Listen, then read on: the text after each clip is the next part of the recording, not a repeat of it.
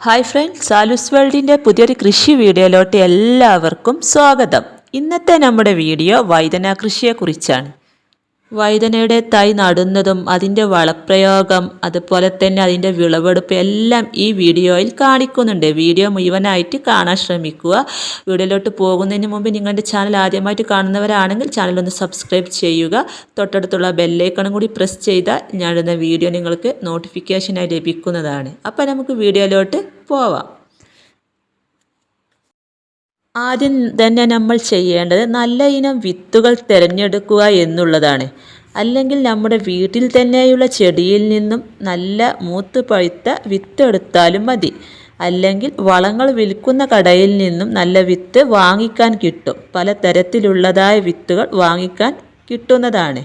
അപ്പോൾ ഇവിടെ ഉണ്ടായ ചെടിയിൽ നിന്നും നല്ല പഴുത്ത വഴുതന എടുത്ത് അതിൻ്റെ വിത്തുകളാണ് ഈ ഗ്രോ ബാഗിലും ചട്ടിയിലുമൊക്കെ പാകി കൊടുത്തിട്ടുള്ള എല്ലാ വിത്തുകളും മുളച്ച് വന്നിട്ടുണ്ട്.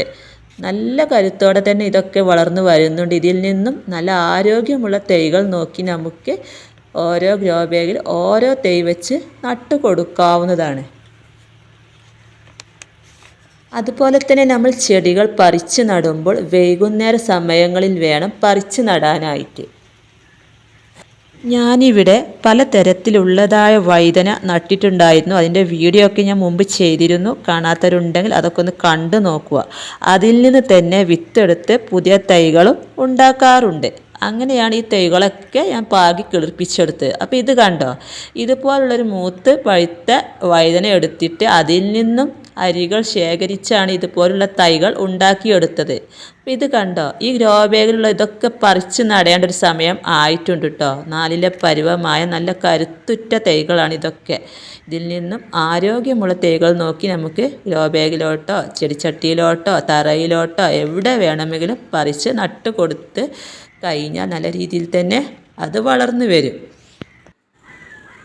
ഇത് കണ്ടോ, ഞാനിതൊരു പേപ്പർ ഗ്ലാസ്സിൽ മുളപ്പിച്ചെടുത്തൊരു തൈയാണ് കേട്ടോ. അപ്പോൾ ഞാൻ ഇതിനെയാണ് ഇന്ന് ഗ്രോ ബാഗിലോട്ട് മാറ്റി നടുന്നത്. ഞാനിവിടെ ടെറസിൽ ഗ്രോ ബാഗിലാണ് കൃഷി ചെയ്യുന്നത്.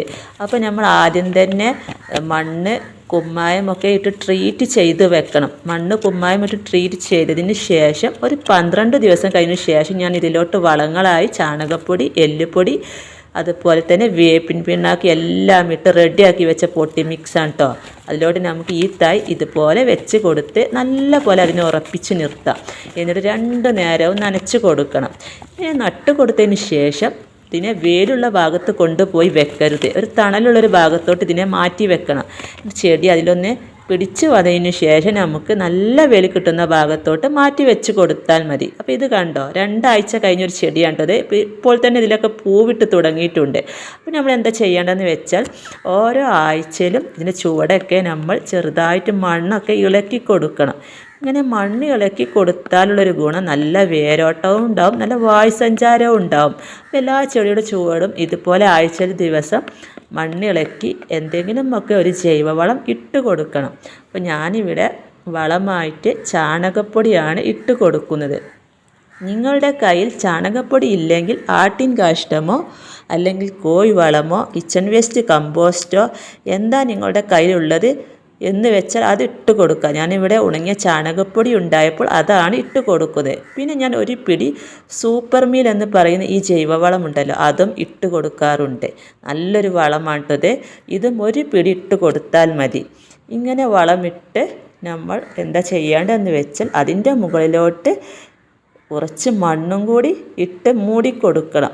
എന്നിട്ട് 2 നേരവും നനച്ച് കൊടുക്കുക. നല്ല കരുത്തോടെ നമ്മുടെ ചെടി വളർന്നു വരുന്നത് നിങ്ങൾക്ക് കാണാനായിട്ട് സാധിക്കും. ഗ്രോ ബാഗിലും ചെടിച്ചട്ടിയിലൊക്കെ നടുമ്പോൾ ഒരു തൈ വെച്ച് നട്ടാൽ മതി. 2 എണ്ണമൊക്കെ വെച്ച് നട്ട് കൊടുത്താൽ അത് വളരാൻ ബുദ്ധിമുട്ടായിരിക്കും. തൈകളൊക്കെ നടുമ്പോൾ നല്ല പോലെ അടിവളങ്ങളൊക്കെ കൊടുത്തിട്ട് വേണം തൈകൾ നട്ട് കൊടുക്കാനായിട്ട്. നല്ല പോലെ 2 നേരവും നനച്ച് കൊടുക്കുകയും വേണം. അതുപോലെ വെള്ളം വാർന്നു പോകുന്നുണ്ടോ എന്നൊക്കെ പ്രത്യേകം ശ്രദ്ധിക്കണം. അല്ലെങ്കിൽ നമ്മുടെ ചെടിയൊക്കെ ചീഞ്ഞു പോകാൻ സാധ്യതയുണ്ട്. അപ്പോൾ ഇത് കണ്ടോ, ഇതൊക്കെ നല്ല കരുത്തോടെ തന്നെ വളരുന്നൊരു ചെടിയാണ് കേട്ടോ. അതുപോലെ തന്നെ ഇതിൻ്റെ ചുവട്ടിൽ കളകളൊക്കെ ഉണ്ടെങ്കിൽ അതൊക്കെ ഒന്ന് പറിച്ച് മാറ്റിക്കളയണം. അതുപോലെ കായ പിടിക്കുന്നതിന് മുമ്പായിട്ട് ഒരു 3 പ്രാവശ്യമെങ്കിലും നമ്മൾ ഇതിന് വളമൊക്കെ ഇട്ട് കൊടുക്കണം.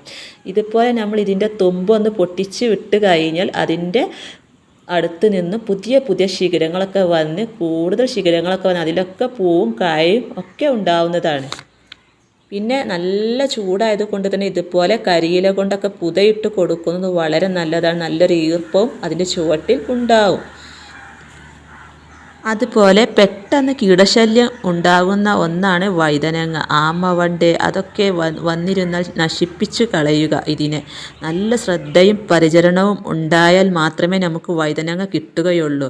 അപ്പം നമ്മൾ എന്താണ് വേണ്ടതെന്ന് വെച്ചാൽ 2 നേരവും നമ്മൾ ഇതിൻ്റെ ഇലകളുടെ അടിയിലും മുകളിലൊക്കെ നമ്മുടെ നിരീക്ഷണം വേണം. എന്നാൽ നമുക്ക് നല്ല രീതിയിൽ തന്നെ നമുക്ക് വഴുതനങ്ങ വിളയിച്ചെടുക്കാനായിട്ട് സാധിക്കും. അപ്പോൾ നമ്മളത് പ്രത്യേകം ശ്രദ്ധിക്കണം കേട്ടോ. എപ്പോഴും പുഴുക്കളെ കാണുന്ന ഒരു ചെടിയാണ് ഈ വഴുതന. അതുപോലെ തണ്ടുതുരപ്പൻ, ഇതിൻ്റെ തണ്ട് ഇങ്ങനെ വാടി നിൽക്കും. അപ്പോൾ നമ്മളത് അവിടെ പൊട്ടിച്ച് കഴിഞ്ഞാൽ നമുക്ക് ആ പുഴുവിനെ കാണാനായിട്ട് സാധിക്കും. ആ ഭാഗം നമ്മൾ കട്ട് ചെയ്യുക. എന്നാൽ പുതിയ പുതിയ ശീലങ്ങൾ അതിൻ്റെ ചുവട്ടിൽ നിന്നും വന്നോളും. ഈ കീടശല്യങ്ങളൊക്കെ ഉണ്ടെങ്കിൽ നമ്മൾ എന്താ ചെയ്യേണ്ടതെന്ന് വെച്ചാൽ ആഴ്ചയിൽ ഒരു ദിവസം വേപ്പെണ്ണ വെളുത്തുള്ളി മിശ്രിതം തളിച്ചു കൊടുക്കുക. അതുപോലെ തന്നെ ബിവേറിയ എന്ന് പറയുന്നൊരു ജൈവ കീടനാശിനിയുണ്ട്. അതൊരു 5 ml 1 ലിറ്റർ വെള്ളത്തിലെടുത്ത് കലക്കിയതിന് ശേഷം ചെടിയിൽ മൊത്തമായി സ്പ്രേ ചെയ്ത് കൊടുക്കുക. ഈ വേപ്പെണ്ണ വെളുത്തുള്ളിയും വിവേറിയയും ആഴ്ചയിൽ മാറി മാറി ചെയ്ത് കൊടുത്താൽ ഒരു പരിധി വരെ കീടശല്യം കുറഞ്ഞു കിട്ടുന്നതാണ്. നല്ല രീതിയിൽ തന്നെ പൂവും കായൊക്കെ പിടിച്ച് നമുക്ക് അതിൽ നിന്ന് നല്ല രീതിയിൽ തന്നെ വിളവെടുക്കാവുന്നതാണ്. അതുപോലെ തന്നെ നമ്മളെ ചെടി ഇതുപോലെ കായൊക്കെ പിടിക്കുന്ന സമയത്ത് ഒരു കമ്പൊക്കെ കുത്തി വെച്ച് അതിലോട്ട് അതിനെ കെട്ടി വെക്കണം. അല്ലെങ്കിൽ കാറ്റത്തും മഴത്തൊക്കെ അത് ഒടിഞ്ഞു വീഴാൻ സാധ്യതയുണ്ട്. പിന്നെ നമ്മൾ ഓരോ വിളവെടുപ്പ് കഴിയുമ്പോഴും ഇതിനെ പ്രൂൺ ചെയ്ത് വിടണം. അങ്ങനെ പ്രൂൺ ചെയ്ത് കഴിഞ്ഞാൽ അതിൻ്റെ അടിഭാഗത്ത് നിന്നും പുതിയ പുതിയ ശിഖരങ്ങളൊക്കെ വന്ന് അതിൽ നിന്നും പുതിയ പൂക്കളും കായ്കളും ഒക്കെ നിറയെ ഉണ്ടാവുന്നതാണ്. അങ്ങനെ ഞാൻ പ്രൂൺ ചെയ്ത ചെടികളാണ്. ഇതൊക്കെ നിങ്ങൾക്ക് കാണാനായിട്ട് സാധിക്കും. പുതിയ പുതിയ ശിഖരങ്ങളൊക്കെ വന്ന് അതിലാണ് ഇപ്പോൾ ഈ പുതിയ കായ്കളൊക്കെ ഉണ്ടായിട്ടുള്ളത്. അപ്പോൾ ഇഷ്ടം പോലെ നമ്മൾ നല്ല രീതിയിൽ തന്നെ പരിചരിച്ച് കഴിഞ്ഞാൽ നമുക്ക് അത്യാവശ്യം വേണ്ട പച്ചക്കറികളൊക്കെ നമുക്ക് വീട്ടിൽ തന്നെ വിളയിച്ചെടുക്കാനായിട്ട് സാധിക്കും. വിഷമില്ലാത്ത പച്ചക്കറി നമുക്ക് കഴിക്കുകയും ചെയ്യാം. നല്ല ശ്രദ്ധയും വേട്ടോ. നമ്മുടെ നിരീക്ഷണമാണ് ഏറ്റവും ഇതിന് നല്ലത്. പുഴുക്കളെ കണ്ടയുടനെ അതിനെ എടുത്ത് നശിപ്പിച്ച് കളയുക. പുഴുവിനെ എടുത്ത് നമ്മൾ അതിൻ്റെ ചുവട്ടിൽ തന്നെ ഇടരുത്. അത് വീണ്ടും നമ്മുടെ ചെടിയിലോട്ട് തന്നെ കയറി പറ്റിപ്പിടിച്ച് നമ്മുടെ ചെടിയെ നശിപ്പിച്ച് കളയും. അപ്പോൾ എല്ലാവരും വഴുതന കൃഷി ചെയ്യുക. നമുക്ക് വീട്ടിലേക്ക് അത്യാവശ്യം വേണ്ട പച്ചക്കറികളൊക്കെ വീട്ടിൽ തന്നെ വളർത്തിയെടുക്കുക.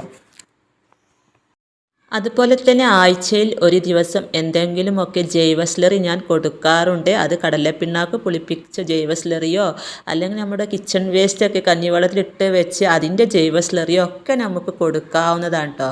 അപ്പോൾ ഇതിൽ നിന്നും പാകമായതൊക്കെ ഞാൻ വിളവെടുക്കുകയാണ്. ഇന്നത്തെ വീഡിയോ നിങ്ങൾക്ക് ഇഷ്ടമായാൽ ലൈക്ക് ചെയ്യാനും ഷെയർ ചെയ്യാനും കമൻറ്റ് ചെയ്യാനും മറക്കരുത്. കൃഷി ഇഷ്ടപ്പെടുന്ന നിങ്ങളുടെ കൂട്ടുകാർക്കെല്ലാം ഇത് ഷെയർ ചെയ്ത് കൊടുക്കുക.